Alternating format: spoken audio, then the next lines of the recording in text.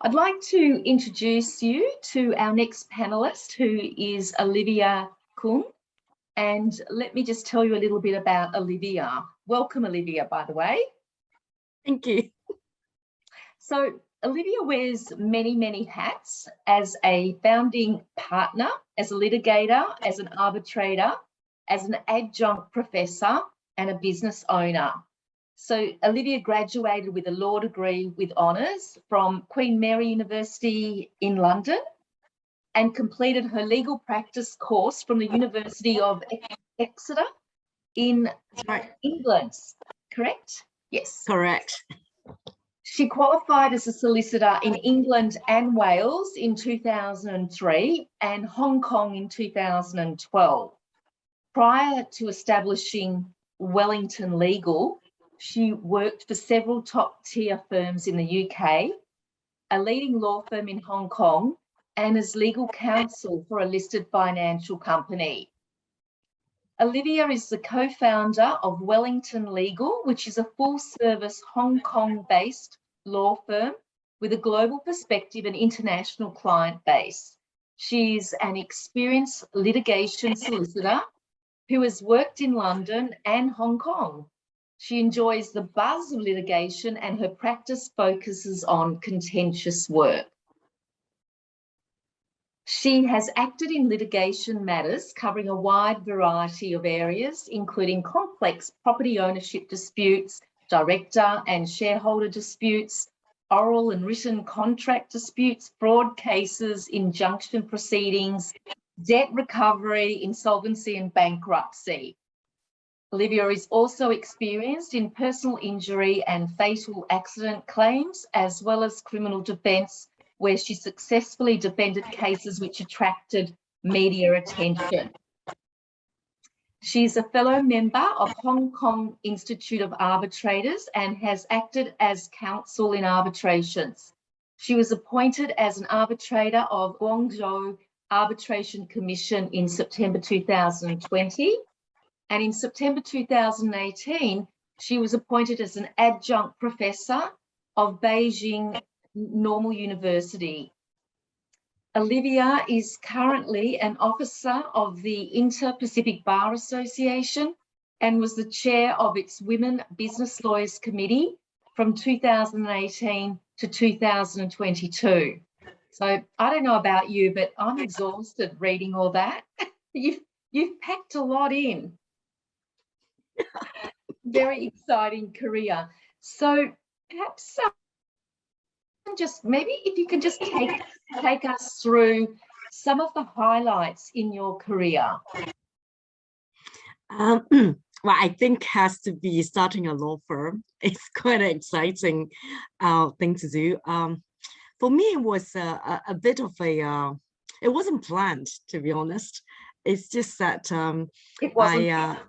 No, it wasn't really planned. I've never planned on opening a law firm in the first place. But it was a chance because one of my current partners is actually, he was my boss before in a previous law firm I worked for. And he approached me and said, hey, do you want to start a law firm together? And so my other partner, he's also was a partner before in my previous firm. So I thought, okay, why not? So that's what happened. You obviously impressed them. I guess so. You join them, yeah. So it was a little bit of timing as well then for you. Yes. Yeah, good timing. Yeah. All right. And the idea, tell me a little bit about the transition, because you did your high school in Hong Kong and then I studied in Hong Kong. I studied in Hong Kong until I was 13. And then I went to boarding school in the UK since 14. And then I moved on to do the university also in England. And I qualified as a UK solicitor there. And I practiced there for a while before I returned to Hong Kong. In fact, I lived in UK for 20 years. Really, 20 years? Yes. So did you practice as a solicitor in the UK? Yes, I did. How long was that for? It was about 6-7 years. I practiced there 7 for, years. yeah. So what actually took you, I mean, like going to boarding school at 14, that sounds so hard, so young to be doing that and being away from family. I don't know. But tell me about like what was behind that decision to go to the UK? Where did that come from? Okay, at that point, I think it was before 1997, and lots of people migrated away from Hong Kong. It was a kind of like trendy thing to do. And my parents, they said, we're not going to leave Hong Kong. We want to stay here. So, but because my dad, he used to work for the government. So he thought we get subsidy for sending kids abroad to study. So he said, okay, why don't you go to UK? I thought, hey, that sounds fun. So that's what happened. The only thing actually, before I went to UK, I had never been to this country, and all I did was reading. I read some books by Wellington. I remember it's called Mallory Towers. Yes, those like boarding school books, those little novels. And I thought really interesting. They get to have like midnight feasts and stuff. So Oh, let's do that. so it sounded quite romantic then. So Yes. did your family come, they came with you then, or did they stay in Hong Kong? They stayed in Hong Kong. Right, gosh, you must have been one courageous, gutsy 14-year-old. Well, Wellington said it was really fun. Must be right. What about like language and the cultural differences? Maybe more adaptable, do you think, being younger? Oh. I think in terms of languages wasn't too bad because in Hong Kong we studied English. We studied English as well. So lots of textbooks were taught in English, and my English level was quite good even before I moved to UK. So it wasn't a problem. We also had extra tuitions by the school because the change of syllabus was different, because the Hong Kong, we did a completely different exam system for the GCSE. So they had to give us extra tuition for certain subjects to get to that level. So yeah, it went smoothly, fortunately. Okay. And then you decided to go on and study law? Yes. And was that interest always there? That's another story, a romantic story, I think. When I was like 5 years old, and my dad used to work for the government as it's called Independent Commission Against Corruption, the department he works for. So they're basically prosecutors. And he has always wanted to be a lawyer, but didn't make it. So at 5 years old, I was at home, and he came home one day with a big bag and he said to me, hey, Olivia, could you stand in front of a mirror? And so I said, okay, you must have got something cool for me. So I was waiting for something like teddy or a nice dress, and out come this robe. It's like those court dress he got. I don't know where he got it from. So he put it on me and said, do you like this look? And I thought, oh, it looks quite cool. So he said, okay, then be a lawyer. So I thought, okay, so if I be a lawyer, I get to wear like that then. Okay, I'll do that. It's a fashion decision. That's incredible. I've never heard a story like that for why you went into law, but it's a lovely story. But he did try a lot. He sent me to lots of internships for summers. So because a lot of his friends are actually they're owners of law firms. So he sent me to do all these internships in different law firms so that I know exactly what, apart from that court dress, what actually entails. And so yeah, and then I went to all these internships, and I thought, oh, that's quite interesting. So yeah, that's what I did. I went ahead and did law. Okay. So in terms of kind of like, what would you think have been the key highlights of being an international lawyer for you? I think it's quite the key highlights as an international law. I think the good thing is that you get to understand different cultures better than the local lawyers, because for example, lots of my clientels are from people from abroad as well as locals, because it's for myself, I'm kind of mixture of the two cultures into one. So I get along with both sides. So I understand how they do things, because it's actually quite important to understand people's way of thinking and their culture. It does help a lot in terms of running cases, in terms of getting business, etc., etc. So I think I do have that advantage. And also because of my language skills, it's also helped because I'm basically trained in the UK, and my English is generally considered quite good. So it's because of Hong Kong court, they use Chinese and English, but mainly English, I would say, because especially in the civil courts, most of the documents has to be submitted in English, unless there is a litigant in person. So unless the other side has no lawyers, basically, otherwise they'll all be written in English. So English is a very important factor to be a lawyer in Hong Kong. Okay, so if someone was thinking of making a move to say Asia and practicing there, and they didn't have the language skills, they only spoke English, that wouldn't be insurmountable then? Is that what you're saying? I mean, yeah. I think let's put it this way. For example, my current trainee, she's Korean, and she can't. Oh, sorry, I missed that. She's Korean. Okay. She's from Korea. Okay, so she can't speak Cantonese, but she managed to run all the cases for me. So you can see it is possible, and there is a need for foreign lawyers to join the Hong Kong legal industry, because the clients is not only local clients, there are clients from different jurisdictions that needs help. So where would your clients, say, be from all around the world, would they? Yes. Okay, and the type of work that you do is also fairly broad. Just when I did the introduction, all the kind of the different areas that you have been exposed to, and also that the firm covers. So like kind of thinking about that, when you are, say, recruiting a lawyer from overseas, say even a junior lawyer, what type of things would you look for when you're doing recruitment? What would be some of the maybe the non-negotiables? Language skills, definitely. Language skills is, so language helps. English, yes, is extremely important.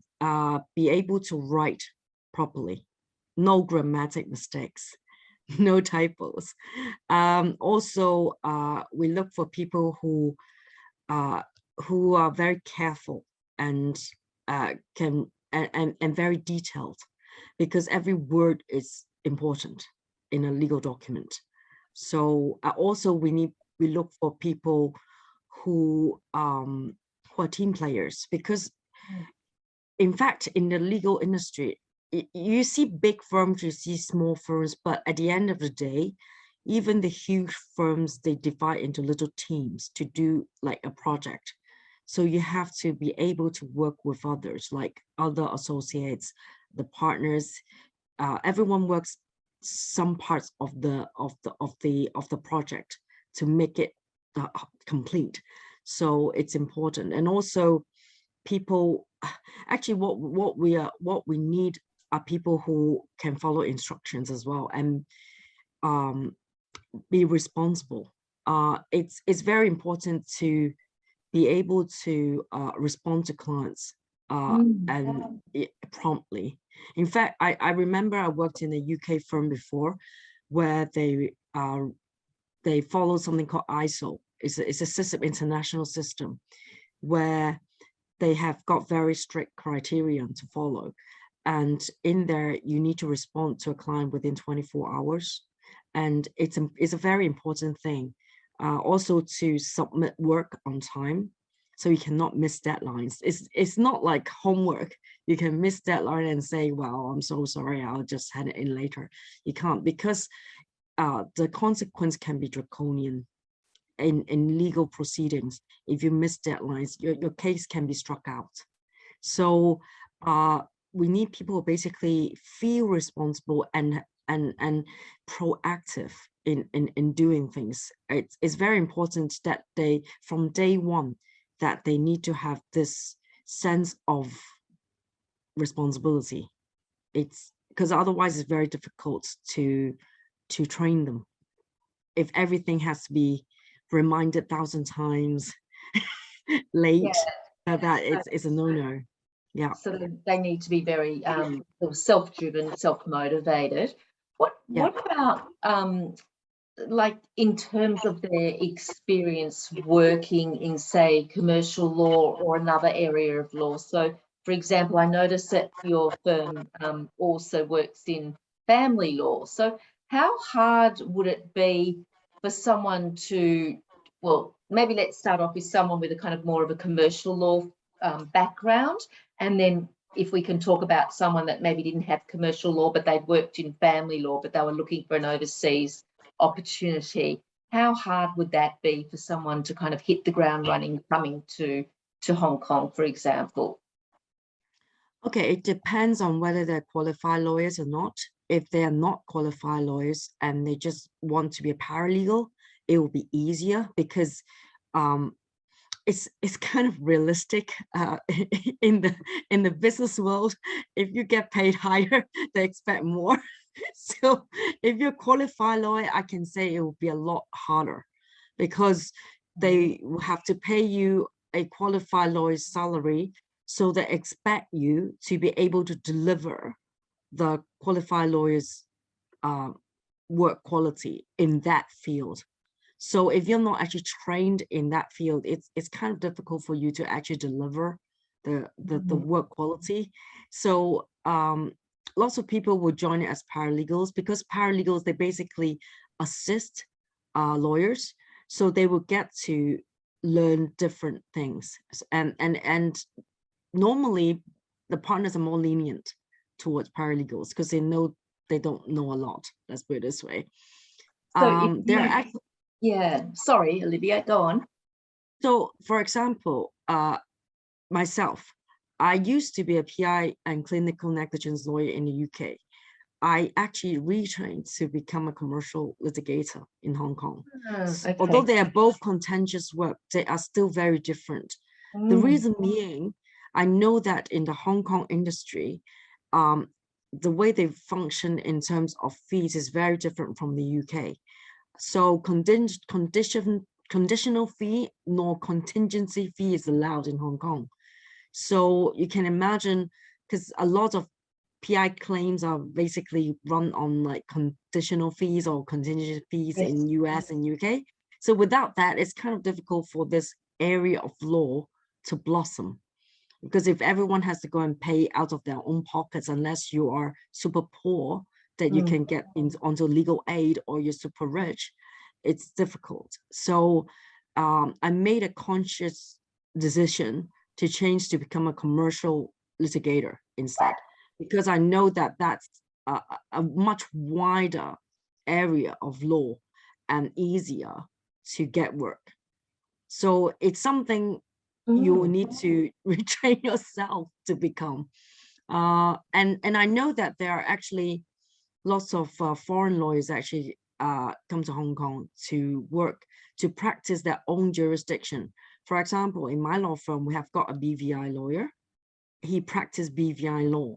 So there are also quite a lot of Australian lawyers in Hong Kong, and they practice Australian law in Hong Kong. So they're called registered foreign lawyers. So it is possible. And if for those people who are already qualified as Australian lawyers, they can do something called OLQU. That's what I did. It's called Overseas Lawyers Qualification Exam. So they transferred to become a Hong Kong lawyer by passing some examinations. Then they get, it's a bit like driving license. So you get your driving license, you then do some. A little bit harder. Yeah, and you get another driving license. Because Australia, because Australia and Hong Kong, we are both common law jurisdictions, so it's a lot easier to move. Yeah, so it's a possible thing, and there are actually quite a lot of people already here. Yeah, okay, that's really good to know. And so the overseas lawyer qualification, is that something that is very, very difficult to get or not? The OLQE, I'm actually sitting on the board at the moment for the exemption committee. Well, whether it's difficult or not, I think it really, it's a bit like when an exam is difficult. Okay, let's put it this way, I passed on first time. Okay. So yeah, well, that could be because you're brilliant. If I can do it, you can do it. Okay. Okay, so it's not something that people should be put off by. No, I think it's an open book exam.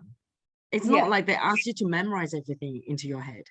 So, and the law is actually similar as well. So I think it's not that difficult for common law jurisdiction lawyers. Yeah. Right. Okay. All right. Now that's great to know. And someone that had been doing a bit of family law, maybe had been practicing as a family lawyer for a couple of years and decided they wanted to do something different. Would that be something that they could also pick up? Or would that wouldn't be impossible either? It's very similar. Okay. Oh, that's really reassuring. So when do you think is the best time for someone to consider making a move overseas? Either to anywhere. It doesn't have to be Hong Kong. It could be the UK. So from your perspective and from having that life experience behind you, where do you think is a good time?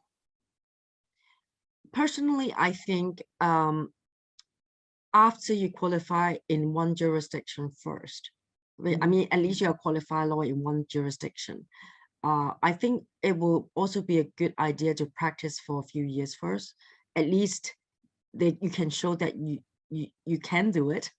And then you can do the transfer test. I mean, I think UK has now got the same thing as well. Very similar thing. It's for overseas lawyers to transfer to become a UK lawyer. Same thing. So you can then apply to do that and move to whatever country you want to move to. Just doing those exams. I think it's an interesting experience in life. I mean, you get to practice in different places and see different parts of the world. It's very, and also you will notice there are lots of difference in terms of how law firm runs as well. They do run very differently. For example, in the UK compared to Hong Kong, I noticed a lot of difference when I first came back. In fact, I thought it was a little bit difficult at the beginning. It's the pace of the city. Hong Kong is super fast. And I remember when I first came back, I thought, why everyone's moving so fast? I mean, why they were always walking so fast? Where they were all rushing to? I remember I was on the street and it's like everyone zoom, zoom, zoom, zoom, zoom. It's like, what's going on? It's just the way. So that's it's like they're always like in a rush or something. But actually the city, it's like that. But it's a work hard, play hard city. Okay, so we have got like a place called Lan Kwai Fong in Central where there are lots of pubs and bars and clubs, and it just opens like 24 hours and people go party there, and that place is right next to all the offices. So it's very convenient. But the working hours, I have to admit, is quite long in Hong Kong. It's long. Okay, so I don't want to lie to you, it's long. Generally people work until in law firms at least 7 something. And what time they started? About 8 or 9? 9, yeah, about 9 o'clock. But sometimes weekends as well. It really depends on the workflow. Yeah. Because in the legal industry, frankly, you can't really say, okay, 6 o'clock, I have to go now. I'm sorry. I have to switch off all my WhatsApp. I will switch off my mobile. Don't call me. Saturday, Sunday, family day. Sorry, no. it doesn't work that way. No, Because the clients definitely. will call you no matter what. So Yeah. when they call the partners, then the clients will call you. So it's something law graduates will need to be aware of. It's just life. Yeah. Okay. So well-being and things like that, is that on the agenda as well? Like, is that a big kind of area that the firms and organisations are looking at for lawyers in terms of kind of trying to prevent burnout and fatigue amongst lawyers, or maybe it's not as high on the agenda?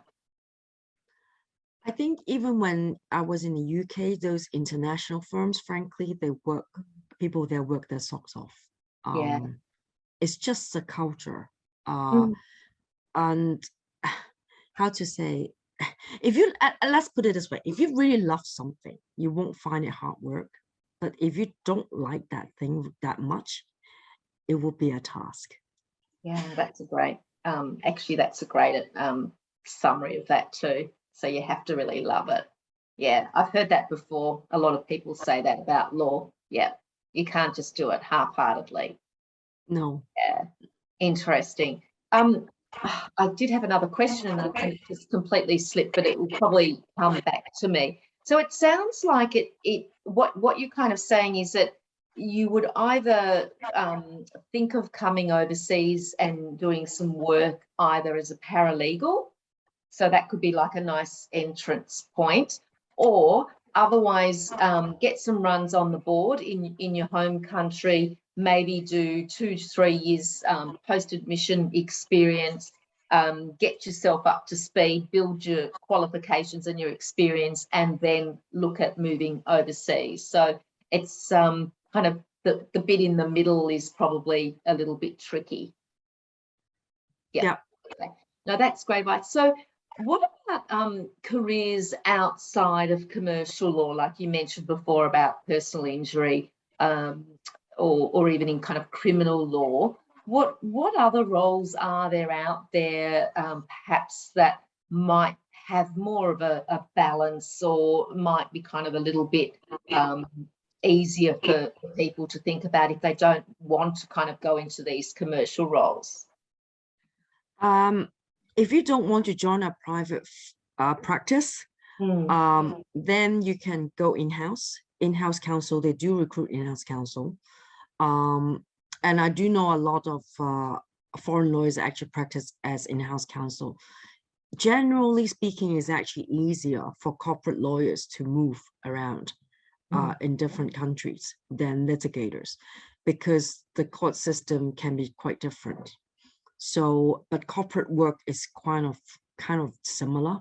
So, and they don't need to go to court. So law firms are more open to recruit corporate lawyers from other jurisdictions, because of the fact that they need to sign all these documents. Normally you will need a lawyer from that jurisdiction to sign all these documents if you go to court. But if it's like a deal or an agreement, drafting agreements, they don't actually need to go to court. So they are more open-minded to recruit foreign lawyers to do them. So yeah, it's something you can consider is in-house, or do corporate work in private practice.